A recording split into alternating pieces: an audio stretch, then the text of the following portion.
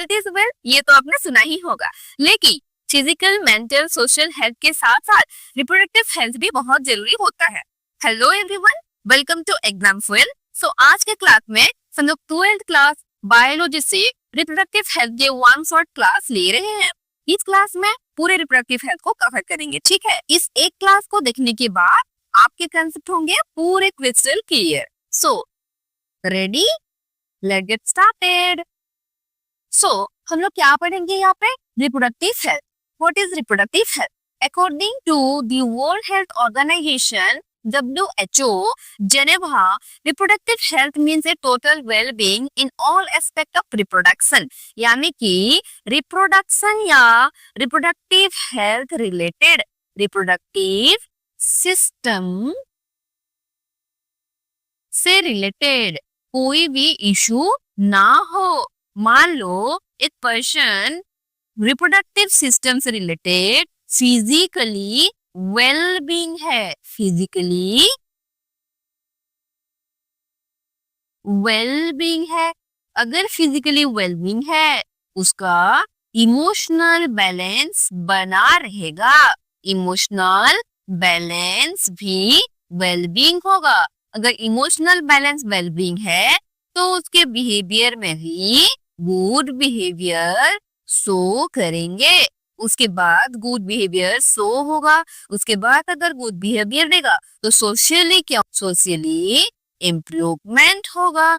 तो इसको हम लोग क्या बोलेंगे? Reproductive health. अगर रिप्रोडक्टिव सिस्टम से रिलेटेड या रिप्रोडक्शन से रिलेटेड एक person physically, emotionally, behaviourally and socially wellbeing रहता है, उसको हम लोग क्या बोलेंगे?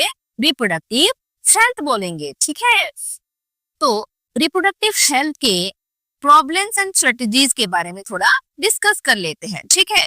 India was among the first countries in the world to initiate action plans and programs at a national level to attain total reproductive health as a social goal. These programs called family planning were initiated in 1951. India एक ऐसा country है, एक national level का programme को initiate किया। क्यों?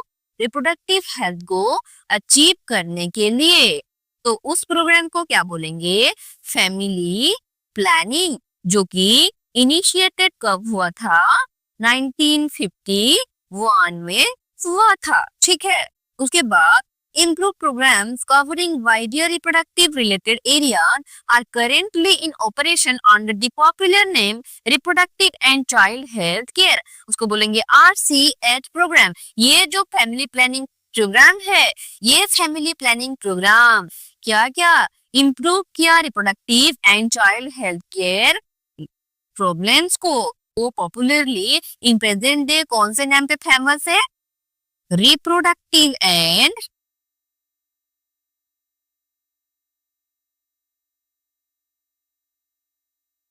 Child health care, इसको बोलेंगे RCH programme.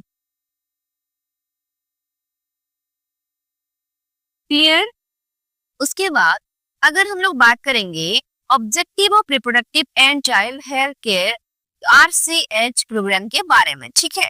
Awareness about reproductive related aspect, reproductive related जो एस्पेक्ट होते हैं उनके अवेयरनेस पहले जैसे कि पहला, with the help of audio, visual and print media, governmental and non-governmental agencies have taken various steps to create awareness. जैसे कि in present day audio, visual, print media द्वारा governmental and non governmental agencies information provide करने के लिए create करते हैं awareness. उसके बाद a major role relatives, teachers and friends, teachers, relatives and friends के द्वारा हम लोग को अवेयर किया जाता है, इंफॉर्मेशन प्रोवाइड किया जाता है इसके बारे में, रिप्रोडक्टिव हेल्थ के बारे में।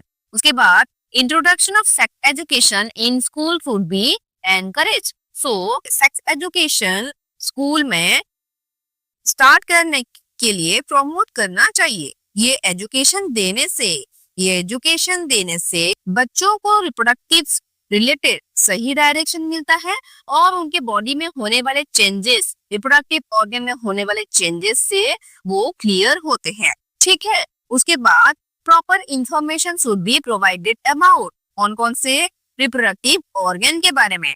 जैसे कि रिप्रोडक्टिव ऑर्गन के बारे में अगर सही इंफॉर्मेशन मिलेगा तब ये बच्चे अपने बॉडी में होने वाले चेंजेस को क्लियरली समझ पाते हैं। ठीक है, उसके बाद एडोलसेंस एंड रिलेटेड चेंजेस, जैसे कि एडोलसेंस किसको कहा जाता है, 10 to 19 ईयर्स एज ग्रुप को क्या कहा जाएगा, एडोलसेंस कहा जाएगा। एडोलसेंस के टाइम क्या होता है, बॉडी में बहुत सारे चेंजेस होते हैं, जैसे कि वॉइस चेंजेस, हाइट का इंक्रीज हो जाना, जैसे कि हेयर ग्रोथ होना, मेंस्ट्रुअल साइकिल चलना। इन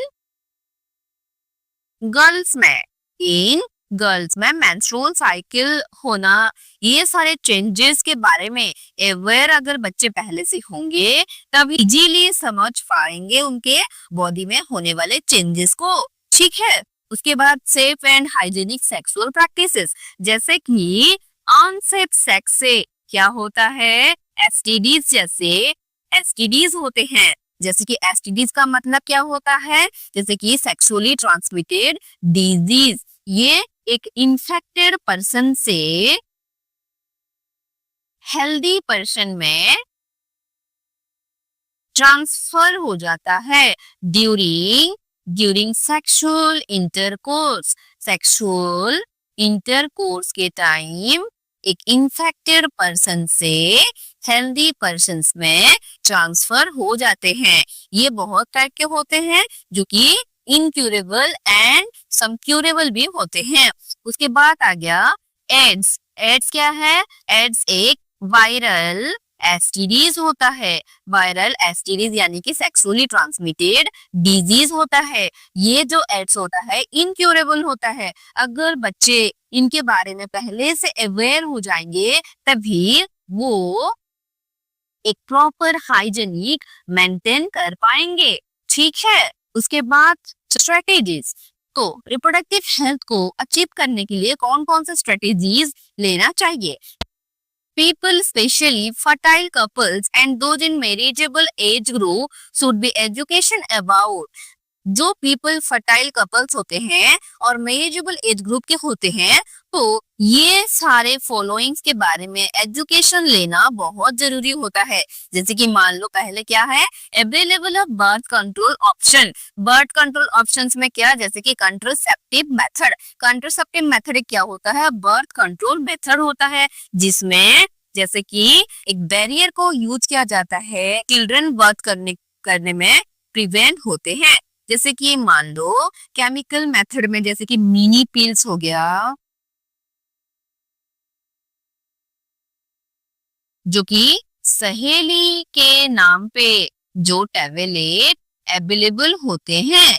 और उसके बाद आ गया जिसके बैरियर में क्या आता है, बैरियर में IUCDS, इसको क्या बोलेंगे, इंट्रा यूटेराइन कंट्रासेप्टिव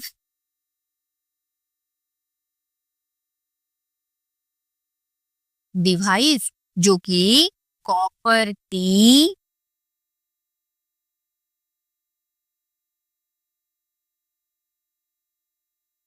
लिपेज लूफ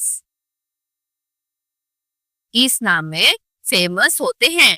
और जैसे कि बैरियर में कॉन्डम्स, सो इसके बारे में जो मैरिजेबल एज ग्रुप के पीपल्स होते हैं उनको अवेयर होना बहुत जरूरी होता है। उसके बाद केयर ऑफ प्रेग्नेंट मदर, अगर एक प्रेग्नेंट मदर को अच्छे तरीके से केयर लेंगे, अच्छे तरीके से केयर दिया जाएगा, तो उनके रिप्रोडक्टिव रिलेटेड कोई इशू नहीं होगा उनको। ठीक है, उसके बाद postnatal care of the mother and child.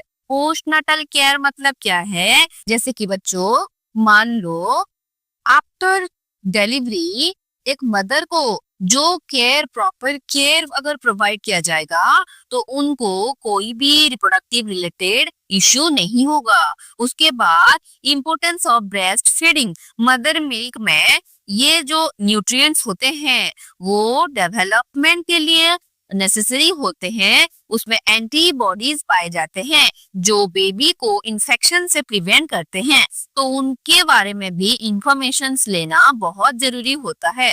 उसके बाद equal opportunities for the male and female children, अगर बॉयज एंड गर्ल्स दोनों को इक्वल अपॉर्चुनिटीज मिलेगा एजुकेशन, हेल्थ एंड न्यूट्रिशन में, तभी सोसाइटी हेल्दी बनती है। Awareness of problems due to uncontrolled population growth, जो पॉपुलेशन रैपिडली क्या होता है, इंक्रीज करेगा पॉपुलेशन, तो अनकंट्रोल ग्रोथ होता है, उसके द्वारा क्या हो जाएगा, अवेयरनेस अगर देंगे तो पॉपुलेशन अगर ग्रोथ करता है बच्चों तो फूड, वाटर, एजुकेशन में प्रेशर पड़ता है। बहुत बच्चे होने से मदर के हेल्थ में भी रिस्क आती है। अनएम्प्लॉयमेंट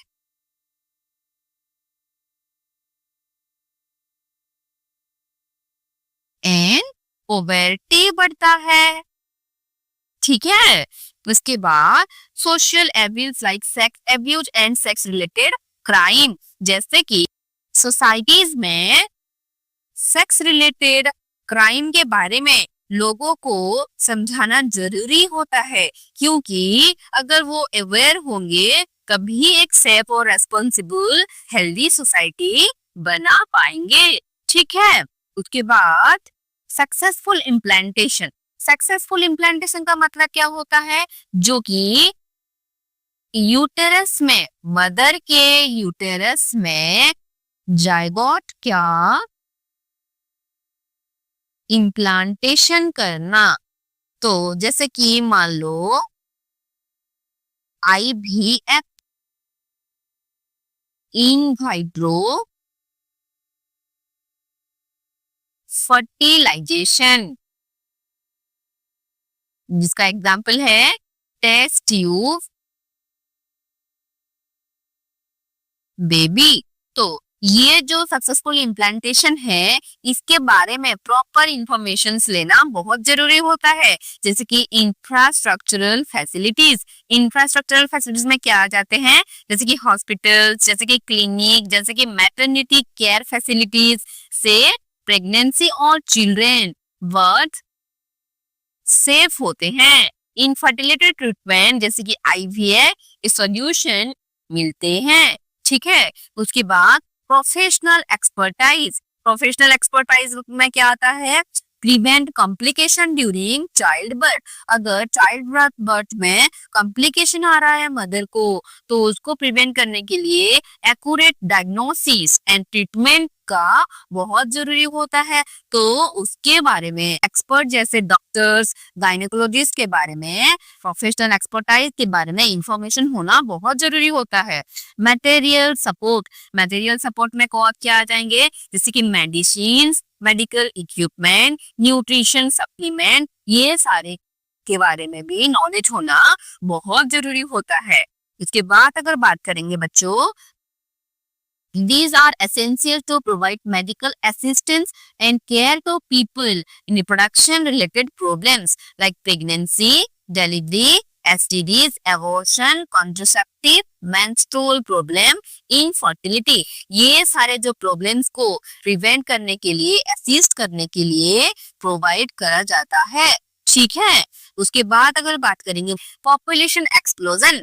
पॉपुलेशन एक्सप्लोजन का मतलब क्या होता है बच्चों, क्या होता है, पॉपुलेशन का इंक्रीज हो जाना, उसको हम लोग क्या बोलेंगे, पॉपुलेशन एक्सप्लोजन। तो पॉपुलेशन पहले क्या जान लेते हैं, total number of individual of species present in A given area at a particular time. एक पर्टिकुलर टाइम में, गिवन एरिया में टोटल नंबर ऑफ स्पीसीज को क्या कहा जाएगा, पॉपुलेशन कहा जाएगा। तो पॉपुलेशन की स्टडी को, पॉपुलेशन की स्टडी को क्या कहते हैं, डेमोग्राफी कहते हैं। डेमोग्राफी कहा जाता है। ठीक है। सो ये जो वर्ल्ड पॉपुलेशन डे है 11 जुलाई को सेलिब्रेट किया जाता है। डेमोग्राफी मतलब study of population. Official counting of population, official counting मतलब पॉपुलेशन को काउंट करने के लिए जो ऑफिशियली मेथड्स किया जाता है उसको बोलते हैं census. Undertaken every 10 years, every 10 years में एक सेंसस होता है। In India first census in 1872 and last census इन 2011 को हुआ था। उसके बाद 2021 में होने वाला था। कोरोना के पेंडेमिक के कारण ये जो सेंसस है अभी तक नहीं हुआ। अगर उसके बाद बात करेंगे the world population which was found around in 1990 2 billions हुआ था। वर्ल्ड के population in 2000 6 billions and in 2011 को 7.2 बिलियंस पॉपुलेशन फाउंड हुआ था। In India population which was approximately 350 million at the time of our independence. Okay, जो India में population approximately 350 million हुआ था इन आवर इंडिपेंडेंस से अभी तक 350 मिलियन पॉपुलेशन हुआ है। उसके बाद अगर बात करेंगे in 2000 1 billion and in 2011 1.2 billion. Okay, ratio of world is to India की अगर बात करेंगे वर्ल्ड एंड इंडिया के रेशियो अगर बात करेंगे 6:1 होता है अकॉर्डिंग टू 2001 सेंसस। 2001 सेंसस के अकॉर्डिंग इंडिया और वर्ल्ड के रेशियो 6:1 होता है। Every 6 person in the world is an Indian. Every 6 person एक वर्ल्ड का इंडियन होगा। उसके बाद अगर बात करेंगे according to 2001 census report, the population growth rate was still around 1.7%. अभी तक 1.7% population growth rate हुआ है। इसके अकॉर्डिंग 2001 census के according According to 2011 census report, the population growth rate was less than 2%. Less than 2% population growth 2001 के census के through हुआ है। उसके बाद reason for population explosion, population growth क्यों करता है? पॉपुलेशन एक्सप्लोजन मतलब पॉपुलेशन का ग्रोथ होना, उसको हम लोग क्या बोलेंगे? Population explosion. रीजन क्या है पॉपुलेशन एक्सप्लोजन का? रैपिड डिक्लाइन इन, कौन कौन से में डिक्लाइनिंग होगा यानी कि डिक्रीज होगा, डेथ रेट का डिक्रीज हो जाना, मैटरनल मोर्टेलिटी रेट यानी कि MMR। MMR क्या है? Due to development of many medical facilities, many medical facilities से प्रॉपर केयर ट्रीटमेंट प्रोवाइड किया जाता है एक मैटरनल स्टेज वुमेन को, कभी उनके डेथ डिक्लाइन हो जा रहा है। उसके बाद infant mortality rate due to proper medical health और ट्रीटमेंट इन्फेंट का भी जो मोर्टेलिटी रेट है डिक्लाइन हो जाता है। उसके बाद increase number of population in reproducible age, ये जो पॉपुलेशन है अगर number of people reproducible age group का इंक्रीज करेंगे तभी वो फिर क्या करेंगे? नेक्स्ट जनरेशन को प्रोड्यूस करेंगे, तभी क्या होगा? पॉपुलेशन रैपिडली एक्सप्लोज करेगा। अगर पॉपुलेशन एक्सप्लोजन के कारण क्या क्या है? Rapid decline in death rate, maternal mortality rate, infant mortality rate, and increased number of people in reproducible age group। Hope इतना समझ में आया होगा। उसके बाद population growth rate depend on, population growth का जो रेट है वो किस में डिपेंड होता है? बर्थ रेट पे डिपेंड होता है, डेथ रेट पे डिपेंड होता है, माइग्रेशन, माइग्रेशन का मतलब क्या होता है? People moves from one place to other place, एक प्लेस से अदर प्लेस में मूव करना, उसको क्या कहा जाएगा? माइग्रेशन। तो माइग्रेशन होने के कारण क्या होगा? पॉपुलेशन ग्रोथ रेट डिक्लाइन होगा या फिर इंक्रीज करेगा। एज एंड सेक्स रेशियो, अगर एज डिस्ट्रीब्यूशन और सेक्स रेशियो का आइडिया हो तो फैमिली प्लानिंग और हेल्थ केयर को प्रॉपरली मेंटेन किया जा सकता है। फिर आएंगे एक इंपॉर्टेंट नोट्स है, the number of female individuals in active reproductive age 15 to 44 years influence the birth rate. Birth rate को जो इन्फ्लुएंस करती है female individual, active reproductive age कितना होता है 14 to 44 years. उसके बाद through our reproductive child health care programme RCH programme के थ्रू उन लोग को क्या इंफॉर्मेशन मिलता है, तो we could bring down the population growth rate due towards only migration. Migration के कारण क्या हो रहा है, पॉपुलेशन का इंक्रीज होना, यानी कि पॉपुलेशन का रेट ग्रोथ हो रहा है. उसके बाद बात करेंगे most important step to overcome this problem. जैसे कि मोस्ट इंपोर्टेंट स्टेप होते हैं जो कि रिप्रोडक्टिव हेल्थ प्रॉब्लम से ओवरकम होने के लिए दिया गया है. Motivate smaller families by using various contraceptive method. various contraceptive method व birth control method को यूज करने के लिए मोटिवेट करना चाहिए. बहुत सारे फैमिलीज को स्मॉलर फैमिली बनाना चाहिए. उसके बाद you might have seen advertisement in the media as well as poster bill showing a happy couple with 2 children with a slogan हम दो हमारे दो. ठीक है, we two our two. ये जो स्लोगन के द्वारा क्या किया जाता है, एडवर्टाइजमेंट किया जाता है किसके बारे में, हैप्पी फैमिली के बारे में एडवर्टाइजमेंट किया जाता है. स्लोगन इज हम दो हमारे दो. ठीक है, इसके बाद many couples, mostly the young urban working ones, have even adopted and want children now. जैसे कि many couples like young urban और वर्किंग कपल्स जो होते हैं वो क्या करेंगे, अडॉप्ट करते हैं, यानी कि प्रोड्यूस करते हैं एक चाइल्ड नॉर्मली. उसके बाद statutory raising of marriageable age of the female to 18 years and that of male to 21 years and the incentive given to couple with small families. तो मैरिजेबल एज ग्रुप फीमेल का कितना हुआ है 18 and mail में 21 year, और वो children produce करेंगे, एक स्मॉल फैमिलीज क्रिएट करेंगे तो उनको इंसेंटिव्स भी दिया जाएगा. उसके द्वारा मोटिवेटेड करते हैं रिप्रोडक्टिव हेल्थ को अचीव करने के लिए. क्लियर? तो होप सो आपको समझ में आया होगा दिस क्लास. तो आज के लिए इतना ही. ये था पार्ट 1. पार्ट 2 अभी जल्दी आएगा.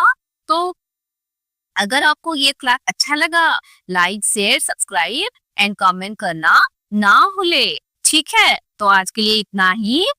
मिलते हैं नेक्स्ट क्लास में. Thank you.